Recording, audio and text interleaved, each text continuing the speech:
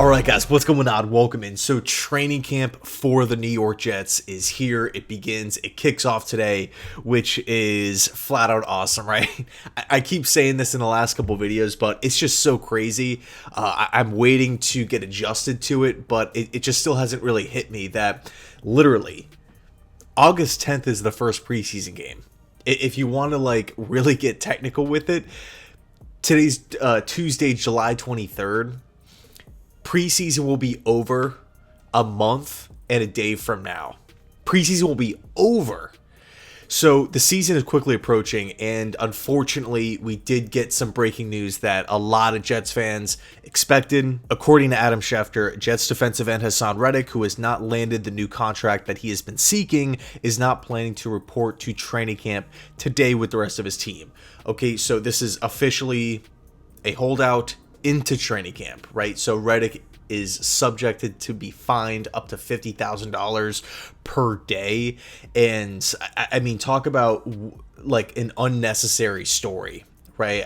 I mean, you just feel like every time a team trades for a player, there's just so much excitement from the team, from the player, from the fans, and it's this awesome situation. Right? I think of like Brandon Marshall to the Jets. Like really, there's so many different trades. Stephon Diggs to the Texans. Texans fans are hyped up. Like normally, and this also like is this seeps into other leagues too. The Major League Baseball, NBA, what have you. When your team trades for an instant impact player, one of the best players at his position, it is supposed to be a fun, exciting time. The only time I can think of just like a trade just getting off to a weird start right from the jump is like I remember when AB got traded to the Raiders. There was just a whole bunch of drama there. But I mean, geez, like for the Jets to let Bryce Huff walk, for us to trade JFM, in return for a 2026 sixth round pick, and then he just goes and restructures his deal with the Denver Broncos. We go out and we give a higher pick for Reddick, and it just seems like there was no plan to, figure something out here, or like because the reporting has been all over the place. There's reports that the Jets were under the impression that Reddick was going to play out his 1-year deal, be totally fine with showing up to OTAs, showing up to minicamp, and him just being, okay with it. But it makes you ask the question, okay, well, if that was true, why wouldn't Reddick just, stay in Philadelphia?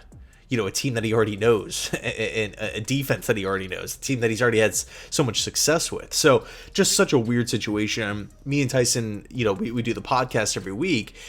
I want to say either 2 or 3 weeks ago, we were talking about the possibility of Reddick signing before camp, and we were both kind of on the fence about it. And we both kind of agreed that something should get done maybe in that first week of camp starting. So I'm expecting to see something done soon. This is not me like reporting anything. I don't have any knowledge of the situation, but you just would assume that the Jets would get something done with Haason Reddick. And by the way, if you put yourself in Reddick's shoes, he's traded to a new team, but he has no guaranteed money attached to his contract. He's owed like just under $15 million. I think it's $14.2 million for the season, which that alone is pretty low if we're talking about one of the best pass rushers in football. But again, no guaranteed money. So what does that mean? If Reddick were to go out there today and practice and get hurt, he's owed nothing for the year, assuming he misses the season. He's owed nothing. So if you're Reddick and you just got traded away from a great football team in the Eagles, a well-ran football team in the Eagles, because you wanted a new deal, because they were unwilling to give you a new contract extension. It's not like Reddick had an issue with the coach. It's not like Reddick had an issue with the team. It's not like the Eagles are saying, okay, we got to pack it up. We got to do a full rebuild here. We got to trade all our vets. No, it's as simple as Reddick wanting a contract extension. The Eagles said, we're okay on that. We just don't feel comfortable with it. So we're going to trade you. So the Jets wind up with Reddick. Why? I mean, maybe stuff is happening behind the scenes. I'm not sure. But you got to imagine that from the Jets' perspective. And I feel like this topic, the situation has just been beaten to death, right?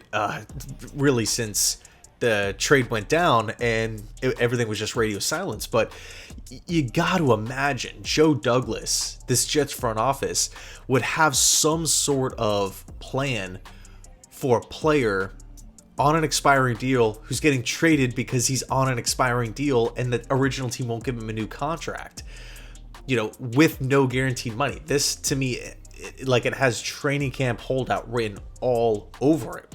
So how long is this going to take? I could very well see something happening tomorrow. We could all wake up tomorrow morning and see, a 2-year extension, a 3-year extension. Maybe it's just a rearrangement of money so Reddick actually gets to training camp. I mean, something that you could theoretically do is say, okay, well, Haason Reddick, you're owed $14.2 million, $14.25 million, if I'm not mistaken, for this upcoming season, guaranteed nothing. We'll fully guarantee it.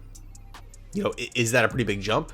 Yeah, but still $14 million, just over 14 mil for one of the best pass rushers in football is a deal. It's a steal, quite honestly. I mean, you look at some of these contracts that are being thrown around, what Josh Allen just got, Brian Burns just got, what Bosa's getting paid, like Myles Garrett, like these pass rushers are getting paid a ton of money. You can literally just approach Reddick with that fully guaranteed 14 mil. Now, will he accept that and everything will be fine? I don't know, because it's not like Reddick is pounding on the table wanting guaranteed money. He's pounding on the table wanting a contract extension. And again, that is the reason why he got traded in Philly. What if conversations like that already took place in Philly and he said, I want that new deal. So we'll see how it plays out. Up to my knowledge, everybody else is there. There's not any sort of training camp holdouts because of contracts or anything. Rodgers is there, but it's just Reddick. So will something happen? Will we get an Adam Schefter notification tomorrow morning saying that the New York Jets have re-signed, given Reddick a 2-year extension? I mean, I think that's totally realistic. I just don't see, and I actually had a conversation with Buffalo Jet fan. Sorry, my cat's right here.